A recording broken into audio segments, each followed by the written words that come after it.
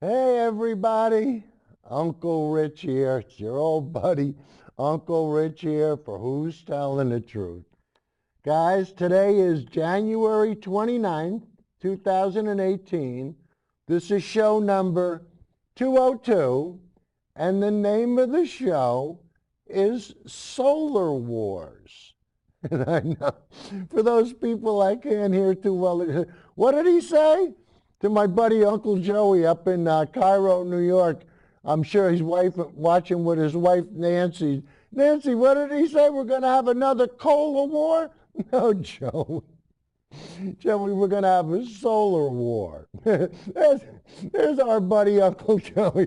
Hey, guys, if you ever want to have a good time, go on to Facebook, go on to Things to Ponder, and there's three different things to ponder, so you have to go for the deplorables logo. But, go on and say to Uncle Joe, hey, Uncle Joey, I saw Uncle Rich on Who's Telling the Truth, and boy, oh boy. But guys, tonight we want to talk about a solar war.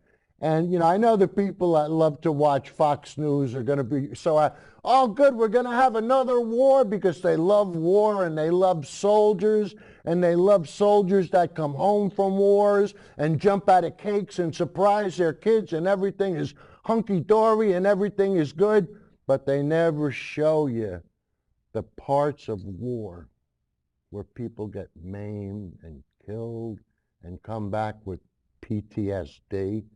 But guys, we're not going to have that kind of war tonight. No, no, no, no. Most people on this show, they say, Rich, you're going to have a war on carbon, right? Well, guys, that's the idea. But in order to have a war on carbon, you have to try to explain everything to people. So, guys, let's see what a war on carbon and what the future could possibly hold. Oh, guys, before we do the first still, I have to say our director, Judy, had her hip replaced. So I want to wish her the best of luck. She's out of the hospital, so that's good. But hey, I had my hip done a while ago. And hey, we get older, things happen. So and I want to thank Mike. Mike is in directing today. The guy pulled through. So Mike, let's see how good you are with stills, and let's bring up still number 02, please. And guys, take a look. This is a Tesla roof. And I want you to go ahead, Mike, go full. And guys, just take, this is what the future is going to bring. But if you're watching Fox News, the government will probably figure out a way to make it illegal to use solar energy now. Okay, Mike, can you come back to me? Well, guys, it's not going to be the government. It's going to be the people that bought the government.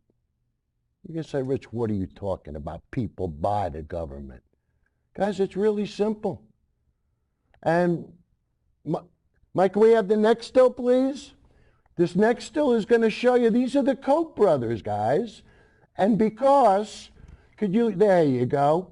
Because the Koch brothers were able to take advantage of the new taxes, they saved $1.4 billion in annual taxes, and they kicked back $500,000 to Paul Ryan in donations. Mike, can you come back to me again? So guys, can you imagine this? Ryan saved them $4 billion, so they give Ryan $500,000. A donation. A donation. But guys, there's over 500 politicians in the government. So didn't they have to spread their share, pay their fair share to everybody? So, this is how they profit. And this is why they put, profits before people. And what do they do in order to take advantage of the simple folk? Right, Uncle Joe? Little Stevie, my homeschool buddy, little Stevie. Stevie, how does the Republican Party take advantage of you and trick you?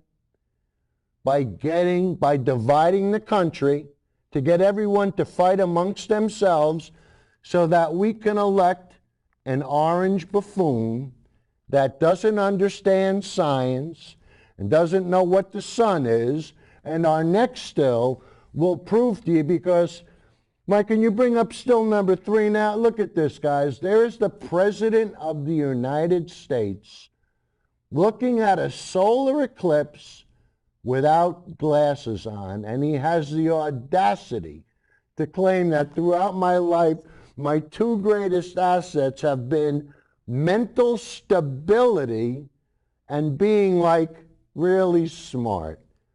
Well, guys, anybody, very nice cut, Mike. Anybody could put up a single picture like that and just, it's an aberration. It was a one-tenth of a second thing, guys. But what we like to do on the show is we like to show you the truth. So we're going to play you the full clip of the President of the United States. And then I want to show you how stupid it is when we come back on the backside. So, Mike, can you bring on clip number 5, please?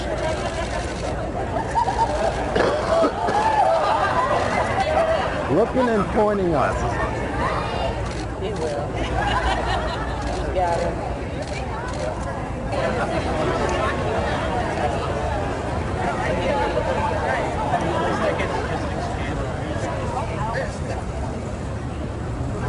There's the eclipse. Come on, Donnie, show us what you got. Come on, give us the old thumbs up. That up, boy. Now look right back up at the sun. Come on, show everybody how stupid you are. That up, boy. Thank you. Nice job, kid. Nice job. Guys, that's the President of our country. Can you believe that? And then you could say, you know, Rich, anybody could do it. You're right. Anybody could do it. Guys, I remember when I was a kid. This had to be back in the 60s. We all made these contraptions because we were all going to look at the eclipse. And my father goes outside and he looks up at the sun. And I said, Pop, what are you doing? You're going to go blind. He says, a tenth of a second doesn't mean anything. Guys, that was my father. My father wasn't president of the country. This is the president of the country showing kids that you can look at an eclipse. You wonder why I do the show. I mean, really. Now, guys, the next clip is what brought me to do the show. And it's Trump's war on solar. And why would Trump want to have a war on solar? Well, one of the reasons was Obama was for it. Anything that Obama was for, Trump has to be against. But, guys, it's a little bit deeper than that. But, you know, the president that's supposed to bring jobs back to America, if there's one thing taxing solar panels is going to do, it's not going to bring more work. If anything, it's going to bring less work. But you know what? Trump isn't smart enough to understand that. Trump isn't smart enough to understand much. And we're going to show you that through the whole show tonight. We're going to have fun. And, guys, it's because Trump has been able to take advantage of people like Uncle Joey, get them to vote against their own interest. You tell them one thing and you do another. You tell them I'm gonna do this when I get into office, and when you get into office, what do? You do the automatic reverse. And you trick the simple folk, and what happens? You get them to get everything ass backwards. Right, Joe? Right, Joe? Joe, if it wasn't for being ass backwards, you wouldn't know which way you're going, you know?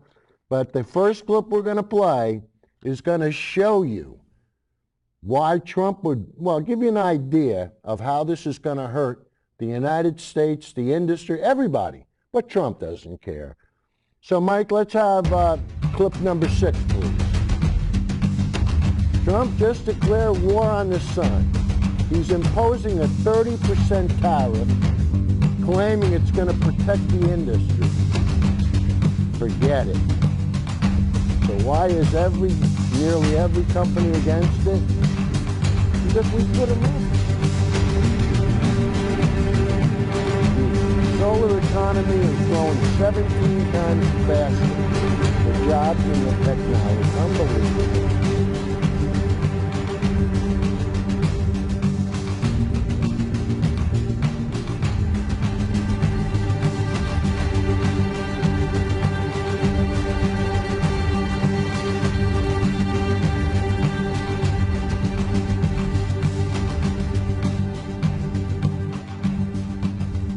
Siemens Solar CEO.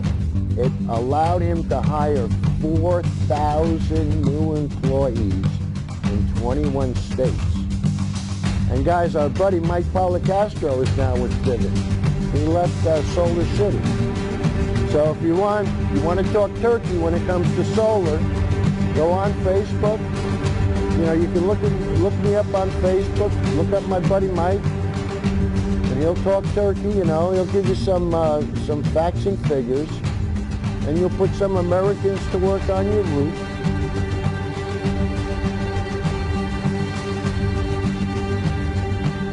Trump could have done so many different things, but he doesn't know what he's doing.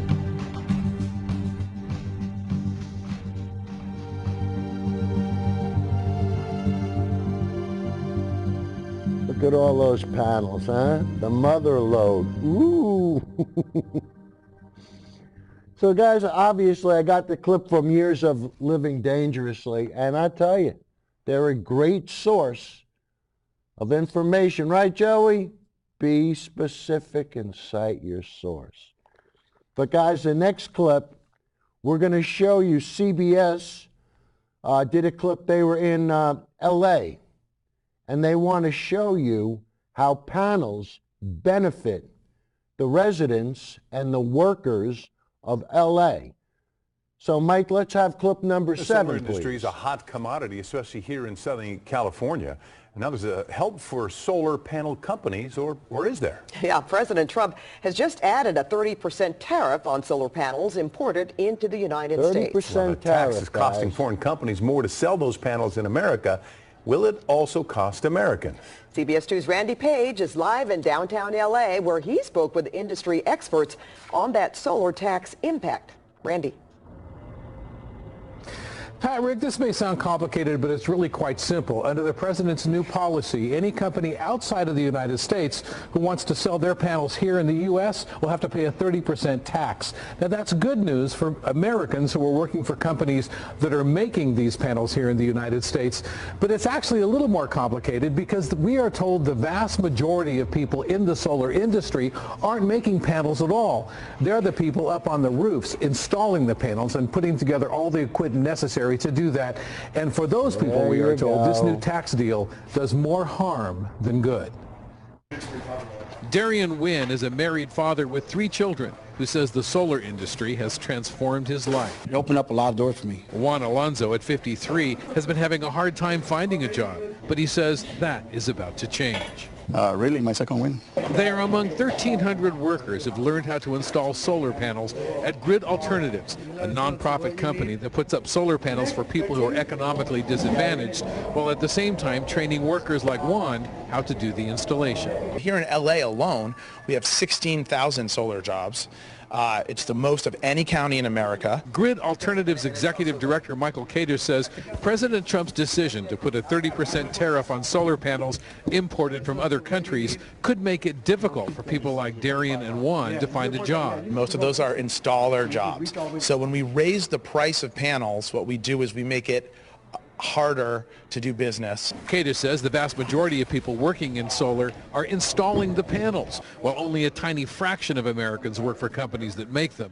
And he says the 30% tariff on foreign panels will drive the cost up for consumers, convincing many not to buy them.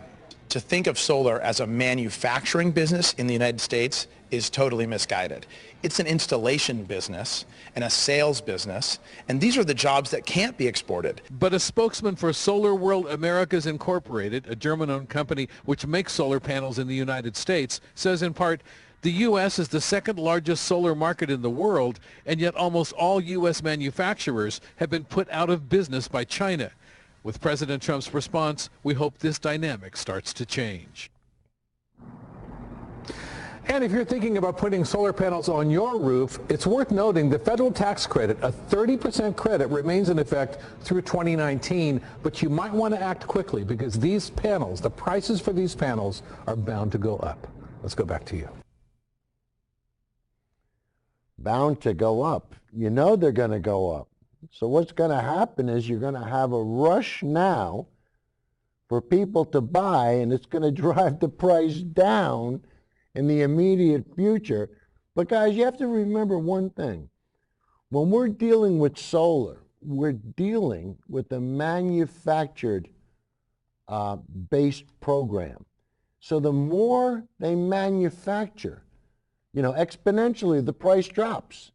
I think every time we double the amount of solar panels, the price drops by a quarter. And, with our other resources, like our natural resources, like oil and gas, and, things that we have to mine, coal, the more coal we take out of the ground, the more we exhaust the resource, the more expensive it gets. So it's directly opposite, right? Ask backwards again, but that's what Donnie wants. He wants coal. He doesn't want renewable. And the next clip is going to be from CNN. And CNN is stating that they hope that the tariffs don't cloud the solar industry. So, Mike, number 8, please. On solar panels. President Trump's decision to slap high tariffs on solar panels, that could have a big impact on that industry as a whole. There are reports that indicate that thousands of workers could lose their jobs this year. CNN's Dan Simon spoke to some workers to gauge the mood in the industry. The solar industry has been hot, thanks in large part to cheap solar panels from Asia. Jobs have been plentiful. But now the industry is bracing for a slowdown and even possible layoffs. What did you think when you heard about it? It's nerve-wracking. Yeah, it definitely is nerve-wracking. You're trying to keep your head above water and get your bills paid and stuff, and to have in the back of your mind this feeling that you're thinking, what could happen next? Shiloh Wernick saw a promising future in solar. Now he's not so sure. I've personally been working in this industry for 9 years, and to figure out a whole different career path would be very nerve-wracking for me and my wife. The uncertainty, a direct result of President Trump's new 30% tariff on imported solar panels, a move he says designed to help American manufacturers getting crushed by inexpensive imports. So that we'll be making solar products now, much more so in the United States. Our companies have been decimated, and those companies are going to be coming back strong. But the Solar Energy Industries Association says it will hurt consumers with higher prices and could cost 23,000 workers their jobs this year. What Trump did by passing this tariff is raise renewable energy rates across the country, period, full stop. It's a great headline, it's a promise on a campaign speech, but ultimately I think the consumer will be hurt. Jim Peterson owns one of the biggest solar companies in the nation. He says the move runs counter to decades of political messaging. And what concerns me is we have leadership in Washington that talks a good game about driving energy prices down, about becoming more self-reliant in energy, and what we just did was tax it. John Orfali has made low prices his selling point. Just look at the company name. He says a typical system in the Bay Area might cost $20,000. But with the added tariffs, expect to pay at least $1,000 more. Praying may not help, but spreading the gospel of renewable energy might. There is quite a lot of concern about the tariffs, but the solar industry will survive this because it's just a beautiful thing. It's a great thing getting free energy. And in the short term, solar businesses could actually see a spike in sales as consumers look to lock in pre-tariff prices. But long term, a cloudy future may be on the horizon. Dan Simon, CNN, Pleasanton, California. Now, guys, you're going to wonder why Trump would do something like this. For the people, he's got to support the people that paid to help him get elected, right? The fossil fuel industries, the Koch brothers. He's got to pay them back. And what's the best way to do it? Limit renewables as much as you can. And what really happens with Trump, what really bothers me, is he spends a lot of time watching Fox News. And this is what enables Trump to get everything ass backwards. And guys, the next clip we're going to play is with Tucker Carlson, one of Uncle Joey's favorites, and we're going to show you how this professor shows how foolish Carson is, and he dispels the fact that Tucker Carlson is the fact that Tucker Carlson is a denier, this guy wipes the floor with him. And guys, you're going to find the secret and the answer to when somebody gives you a stupid question like, oh, all those guys flew to Davos and look how much carbon they put in the air. Watch this, what this professor says to shut him up. President Trump just boarded Air Force One, which is heading to Davos, a resort town in Switzerland, for the World Economic Forum that just happened about 60 seconds ago. One of the biggest topics at the forum, of course, is global warming, but that comes with a huge helping of irony dripping all over it. The climate cognoscenti of Davos are arriving in more than 1,000 private jets. How could that be? Joe Rahm is the founding editor of Climate Progress and joins us tonight. Joe, thanks for coming on. Thanks for having me, Ted. So, I mean, it's one of those stories I couldn't resist. It seems to me if you really believe that global warming is an existential threat to humanity, life on Earth, you probably wouldn't be flying around in a private plane, would you? Well, I'm glad we're in agreement that climate change is an existential threat to humanity. And well, I'm not sure that it is, but the people at Davos are sure of it, so why are they flying in these planes? Well, if you want to put things in context, all of the air travel for everybody going into Davos equals about 1 second of total annual global emissions. Well, I guess it depends how you look at it. Here's another way to look at it. Look, I'm not suggesting people don't travel because of global warming, but so if you fly in a private plane for 10 hours, you're using 3,264 liters of fuel. If you fly commercial, you're using 346 liters of fuel. So it's 10x. Yeah. How is that justifiable if you believe that global warming is real and a present danger? Well, do you believe that global warming is real and a present danger? Well, because if you don't, what's the point of discussing I don't know, this? But I'll tell you why. Here's exactly the point. Because the people who are flying into Davos make the policies that the rest of us live under. And those policies will have costs for ordinary people in the form of higher utility bills, for example. So next time somebody brings that up, and it looks to me like the Davos elite are basically using the rest of us as a carbon offset. You pay more on your electricity bill every month, so I get to fly in a private plane to a Swiss ski resort. You can see why that would... Well, I'm not a big fan of the elite. They are the biggest polluters, right? The richest people. They own the most stuff. So I certainly agree with you that everybody needs to do their fair share. But the most important thing is that the governments of the world take action, and at least the global elite in every single country, but maybe this one, is committed to reducing global emissions. No, that's actually not true at all, having traveled a... So guys, it's that simple. If you deny that the globe is warming, what difference does it matter how much carbon dioxide they're putting in the air? You know, and then you just stop them in their tracks. That's all. You know, it's like any time I'll ask somebody, globally, what's the hottest year in recorded history? Virtually, they refuse to answer. They don't want to know about facts. They don't want to know about reason. They don't want to know about logic. All they want to know about is what's Republican. And I'll tell you, the next clip, let's see. 10 won't load. What's that? Number 10 won't load.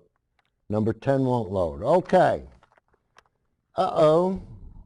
So this, now we got a challenge. All right, so what we'll do, guys, we're going to show how Trump gets global warming wrong, how he, claims it's a hoax. And, but I'm sure that you've all heard it time and time and time again. And where does Trump get the idea from? Where else? From his executive time watching Fox News. You are what you hear. It's that simple. Didn't we say that on the last show? You listen to garbage, guess what happens? All right, so the next clip we're going to play you is Trump goes out and he promotes the fact that he wants to keep jobs in the United States. And where did he go? Con man. He went to he's Canada, a rich elite, right? So go ahead, and play it, Mike. I'm sorry that people bought into his message. He sold us a bag of shit, and now we're stuck with it for a while. Carrier Air Conditioning let 1,400 people go, and they're building a plant in Mexico. And we're not going to let it happen, folks. We're not going to let it happen. Oh, good. So we made a promise, and what happened? And more than 1,000 employees are out of work. Elliot's going to play a bigger clip later, right after this one. We're not going to let Carrier leave. She believed I now it. feel A lot of betrayed. people believe I feel angry, and I feel forgotten. Tomorrow I'm losing my job as the company I work for. Get used to it. The company I had hoped to serve until retirement sells me out. He sold you out. He did more than that. Where do you see what happens to your kids with global warming? Thanks to the initiative and the leadership of President-elect Donald Trump, the Carrier has decided to stay and grow right here in America. But Carrier only kept 800 jobs, and its parent company, United Technology, closed a nearby factory offshore, all 700 of its jobs to Mexico. Homelessness, and I'm certainly not alone. President Trump, when I walk out the Carrier plant for the last time tomorrow morning, Friday morning at 3:30 a.m., I'm holding you responsible for everything you promised, not just to myself, not just to Carrier, but to the nation.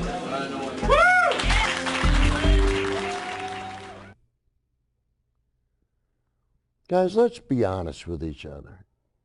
Things happen. But when you go out of your way to visit a plant and to promise the people, isn't that the one place that you're going to make sure the people don't lose their job? When Trump was told about, what did he do? Did he roll up his sleeves? Did he say, no, I'm going out there. I'm going to take care of this today? No, you don't hear from him. Why? He doesn't know how to negotiate. I tell you, the guy's a con man. He made his living and his billions by conning people and suing them. And just wait till you see what's going to happen with this Russian stuff. Everybody's going to figure out Trump got rich from laundering Russian money. But you know, the next clip, we're going to show you a woman that worked at Carrier, and she's going to give you her personal view of what it's like to be working at a plant for so many years, and then to have the carpet pulled out from under you. Why? For one thing, for profits. And the corporations don't care about you. They don't care about your family. They don't care about nothing but you got it. So now you see, you know, with Trump's tax cuts and everything, a lot of these corporations are throwing people bonuses and stuff. Well, guys, they haven't showed you how many different places they're closing down. But first we're going to show you the woman with at the Carrier plant, how it affected her, and then we're going to show you how many places have closed just this year because of Trump's tax plans. So Mike, number 12, please. That's right, I did. I voted for Trump. I drove in the pouring rain to vote for Trump. I believed him when he came to Indianapolis and said, we're not going to let Carrier leave. I was not alone. Hundreds of workers desperately wanted to believe him. I now feel betrayed, I feel angry, and I feel forgotten. I'm losing my job as the company I work for. The company I had hoped to serve until retirement sells me out. I literally will be on the verge of homelessness, and I'm certainly not alone in this. Last year was a rough one for me. I suffered through some very difficult health issues, which I overcame, due in part because of the safety net of my union contract, the sick pay, and the health benefits that allowed me to be able to return to work. You have your union. I came back to find out that my job was unfortunately being sent to Mexico. There have been a few good things that have happened this year. I survived congestive heart failure. My daughter survived the hurricane that ripped through Tampa, Florida. My son served over in Afghanistan and came back in one piece and safe. with the United States Army. He and his wife gave birth to my first and only granddaughter on Good Friday, and he had to leave shortly after that for deployment, so he only saw her for 2 weeks. It's been very hard for me to revel and enjoy the good things when I'm so worried about how I'm going to keep a roof over my head, how I'm going to pay my bills, how I'm going to provide basic necessities and survive, the next week alone. My message to President Trump is this. You robbed me of all of that, even after I helped you win the White House. It doesn't have to be this way. You promised not to let Carrier leave. You can still live up to your promises. You can still sign an executive order to prevent federal contractors like UTC from offshoring jobs like mine. That's right. It's really that simple. If they want our American tax dollars, they can't ship jobs overseas. On January 30th, when you deliver your first State of the Union address, I hope you will talk about the America I live in. I hope you will talk about the true state of the Union for the working people. I hope you will tell us what you are going to do for us. There are hundreds of workers here in Indy and across the country who are counting on you to stand up for us. My children and my grandchildren and your grandchildren are depending on you. America's watching. Do the right thing. America's watching. Sometimes I really, I wonder about America. I mean, when you hear some of the nonsense that Trump has done and his base, say, well, so what? So what? So we paid $130,000 to a porn star after his wife gave birth. So what? Doesn't everybody do that? Didn't you do that after your wife gave birth? You went out and you started paying hookers and porn stars? But the evangelicals, the conservatives, well, where is their conservatism? What happened to their Bibles? Oh, I got to say hi to some of my friends on Facebook. Speaking of Bibles, Eddie Shaluk, he said he's read it twice. I said, Eddie, you read the Bible and you haven't burnt it? I said, are you taking everything literally? He goes, absolutely. I said, how many people have you killed? Killed for what? I said, for working on the Sabbath. Oh, I don't believe in that. I said, oh, so you believe in parts of the Bible and not others, huh, Eddie? The simple folk. And you vote Republican. Why? You refuse to accept global warming is real, but you believe in invisible men in the skies. And then you wonder when I ridicule you and tell you to think about reality.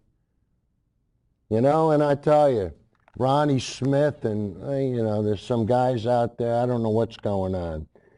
But let's take a look at what Trump really does when it comes to, actually closing stores. So Mike 13, please. Almost the right music, huh? Is there any home music?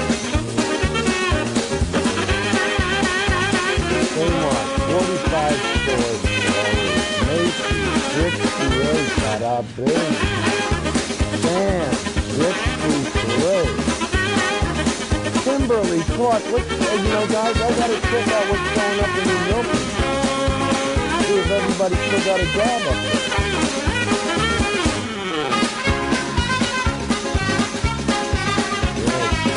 There you go.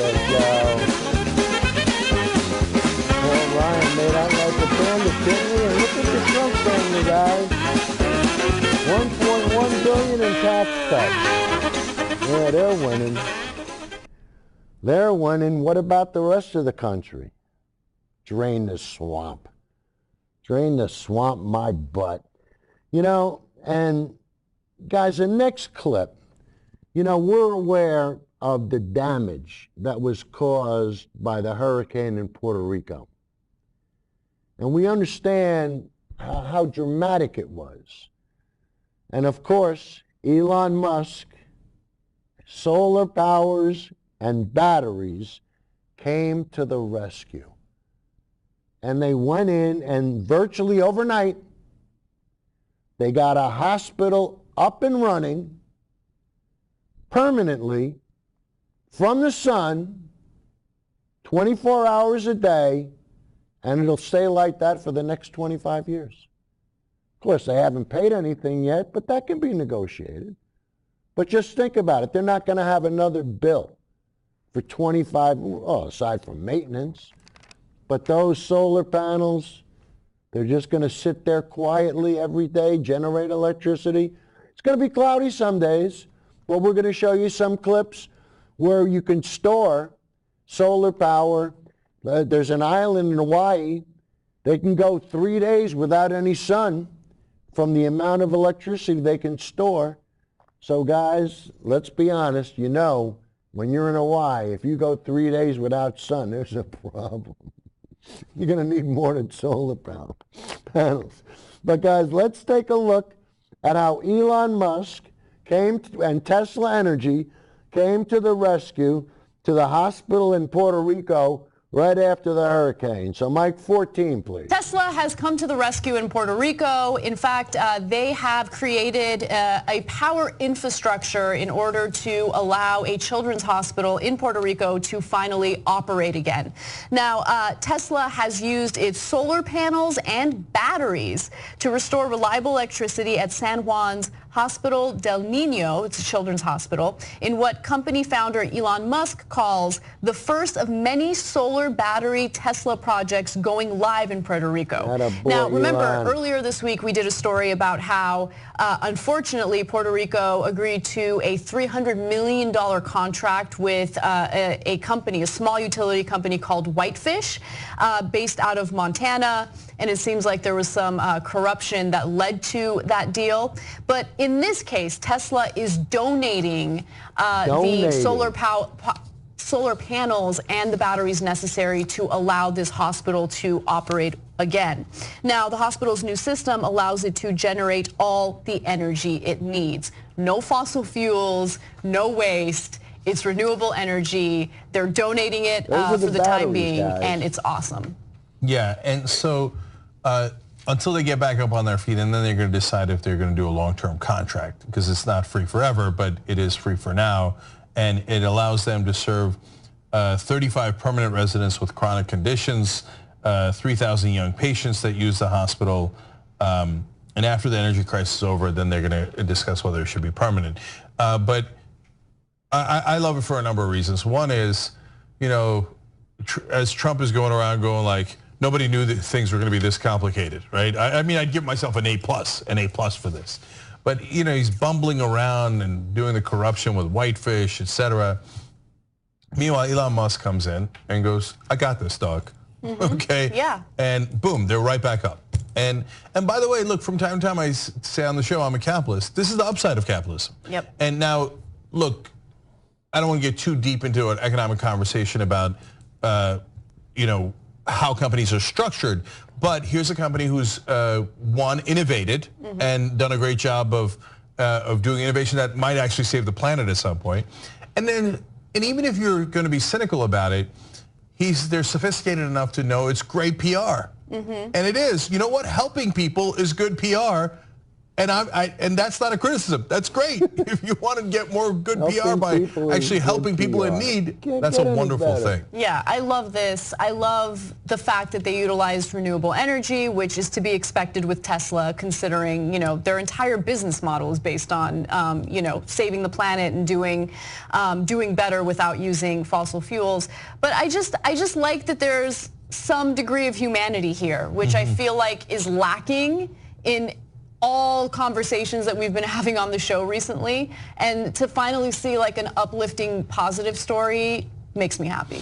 Yeah, by the way, they're not the only company.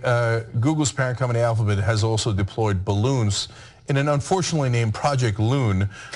And the reason is that is providing both phone and internet connections so that people can get in touch with their family members that they were separated from.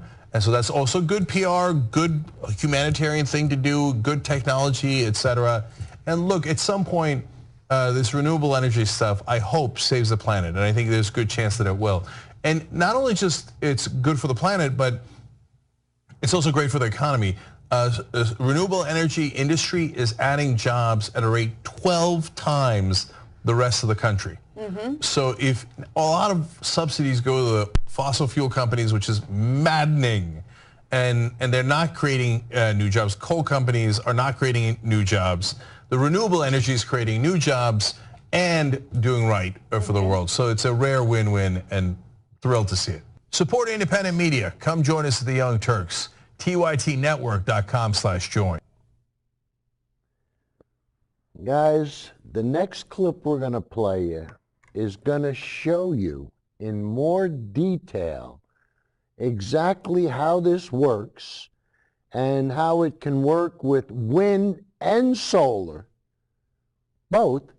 But the whole idea of the batteries, this is what really makes the bridge. If it wasn't for the batteries, because you have the intermittent, wind and the intermittent, solar, but now the batteries bridge the difference. And I tell you, the next clip, this is going to explain how everything works, how it's able to work. And I tell you, you're going to be impressed. You're going to see the future is here. So, Mike, can we have our next clip, please? Cold Fusion TV. Beautiful.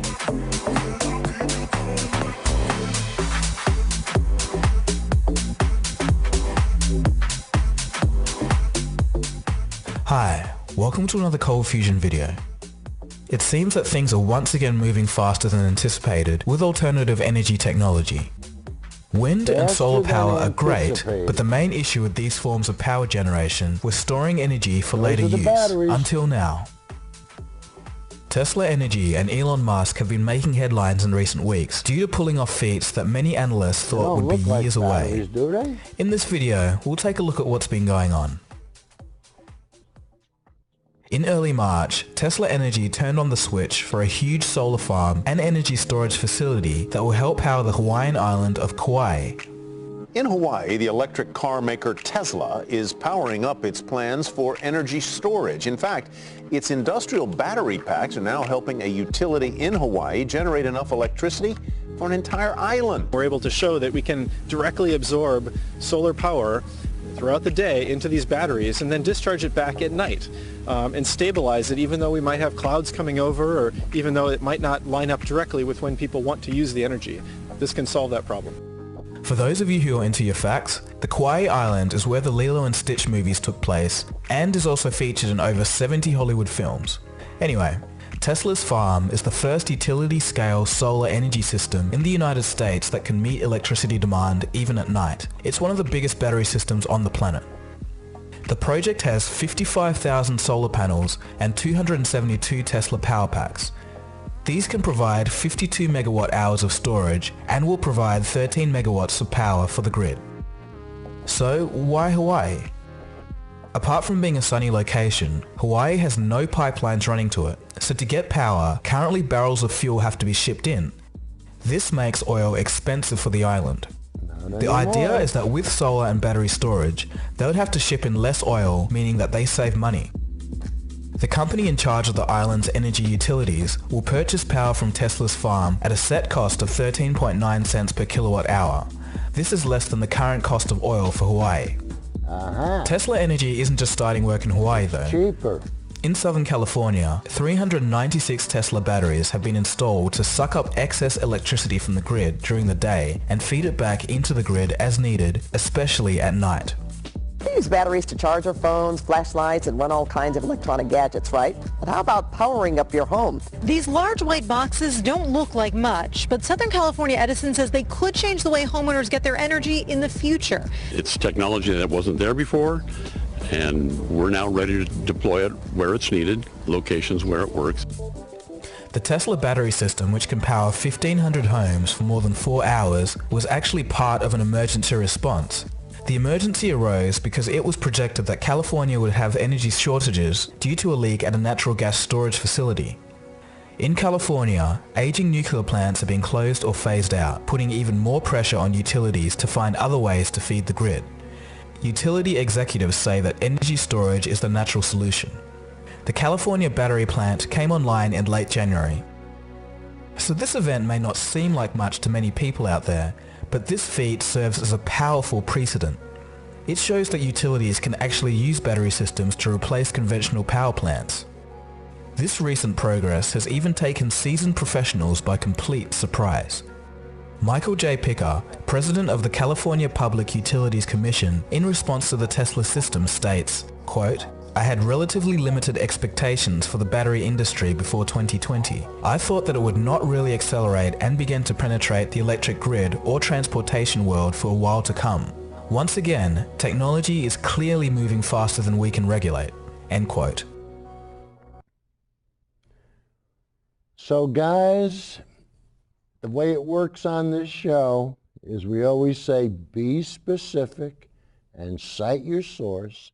And you saw just then that the source was Michael J. Picker, and he was for the president of the California Public Utilities Commission. You couldn't get any better source. And I mean, so you listen to what he has to. This is happening faster than we anticipated. So guys, we're going to play the next clip and show you just exactly what is happening. So Mike, next clip please. The whole battery system was manufactured by Tesla, shipped, installed, and ready for operation in 3 months. All the batteries, cooling, safety systems, and other equipment are packed inside the casings, ready to load onto delivery trucks. It's almost a plug-and-play system. The lithium battery packs come from Tesla's Gigafactory in Nevada. The factory is able to fit 100 Boeing 747s and is one of the biggest buildings on Earth. The Gigafactory will soon also make Tesla Energy the single biggest battery manufacturer on Earth. The large economy of scale makes all the difference here. It's the reason why this kind of thing can be done now and hasn't been done before. Many would argue that producing all of these batteries is damaging to the environment, but of course, this issue has already been taken into consideration. The batteries are recycled by Tesla once they've been decommissioned. Right now, new batteries are built from raw materials that come in via rail straight into the factory for optimum efficiency and minimal waste. In other words, it's pretty much a closed manufacturing system, the mother of all vertical integration structures. Another cool thing about the Tesla Power Packs is that they're extremely scalable. So you could buy one to power your business or hook up a few hundred to run an island or even a state. Tesla Energy will expand operations into other areas of California, America, and even overseas. One such place that's being proposed is South Australia. So why South Australia? Well, in September 2016, South Australia suffered a statewide blackout as infrastructure was damaged during a storm. Good evening. The cause of a blackout, which plunged more than 100,000 South Australian homes and businesses into darkness, remains a mystery. Night suddenly becoming even darker. At 10:30 last night, 110,000 homes and businesses were blacked out until the early hours. Traffic lights dangerously dimmed. From above, we were a city divided in two. Well, we thought it was just us, but then we looked at the street and even the shopping centre, everything was gone. We're not exactly sure. We know what happened, we're just not sure why. 150 megawatts of power was being supplied from Victoria last night. Concerns now just how much of an impact the loss of Port Augusta's Alinta power station will have when it closes by March. Recently, there was another blackout due to a heat wave because there wasn't enough power to meet demand. Elon Musk proposed that he could fix South Australia's power issues by installing an 80 megawatt hour power pack like he did in Southern California. The deal is as follows. The energy problem will be solved with a Tesla battery system within 100 days.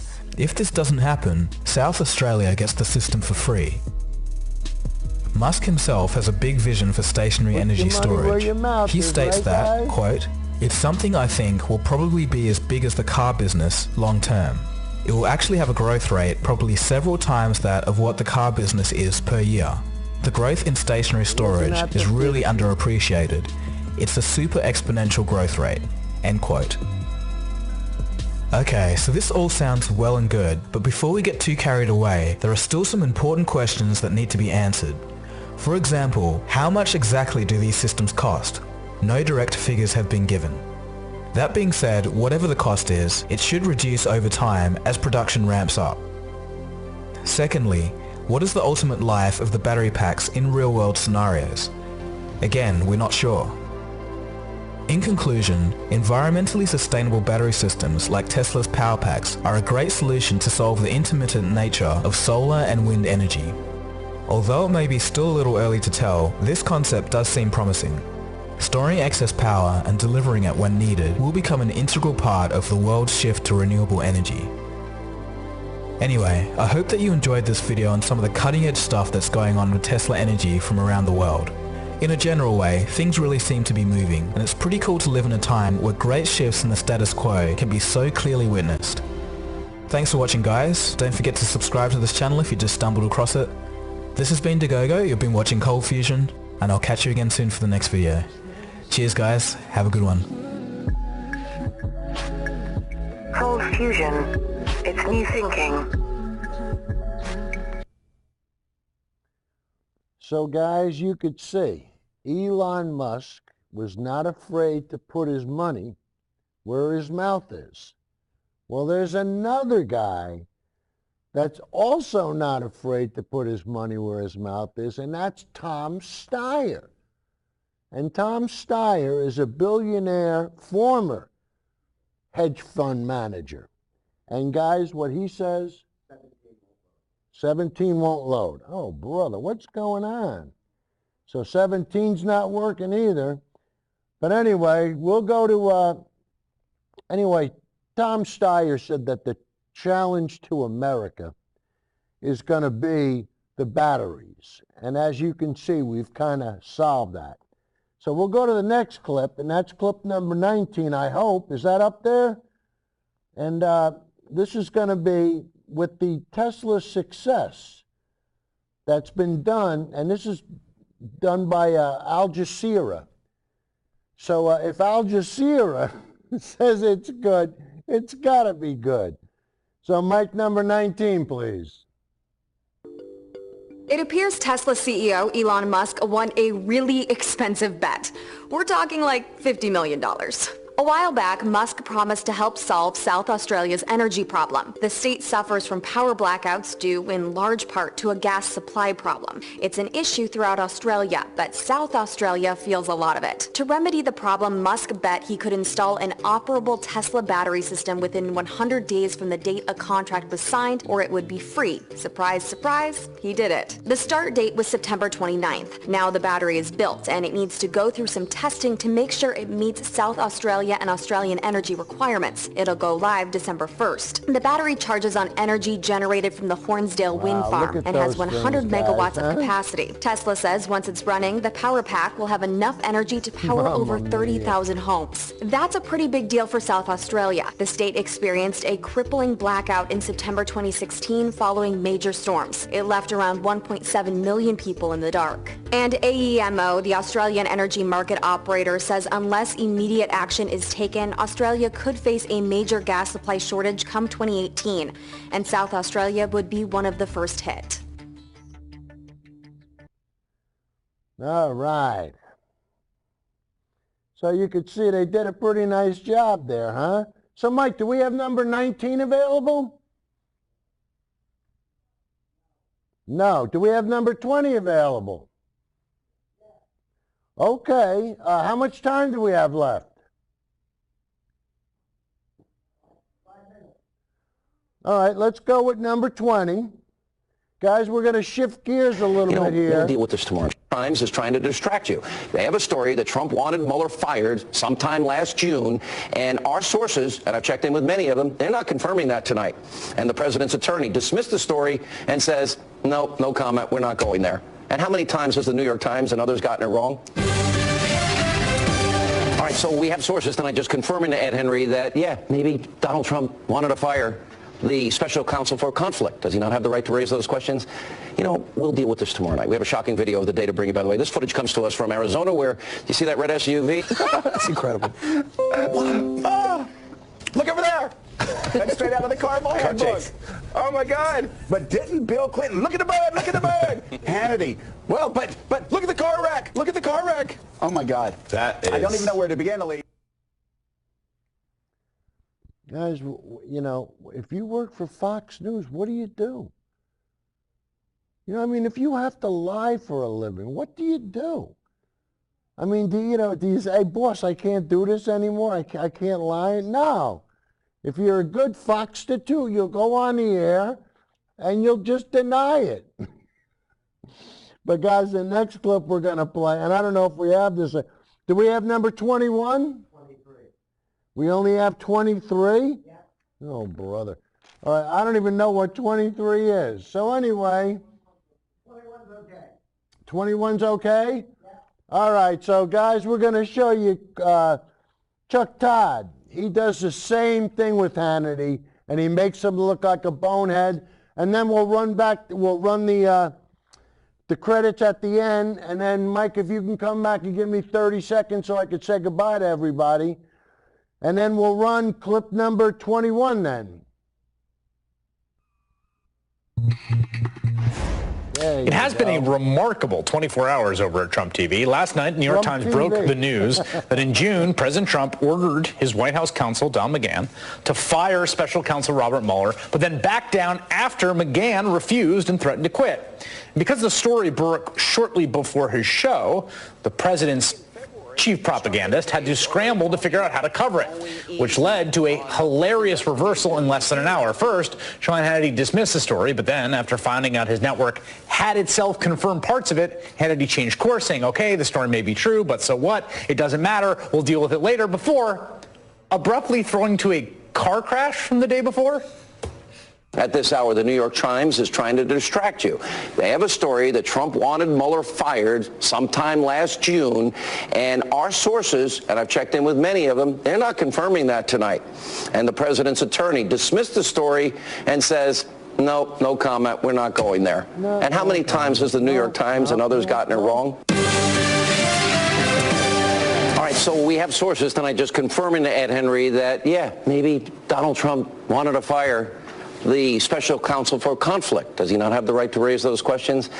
You know, we'll deal with this tomorrow night. We have a shocking video of the day to bring you, by the way. This footage comes to us from Arizona.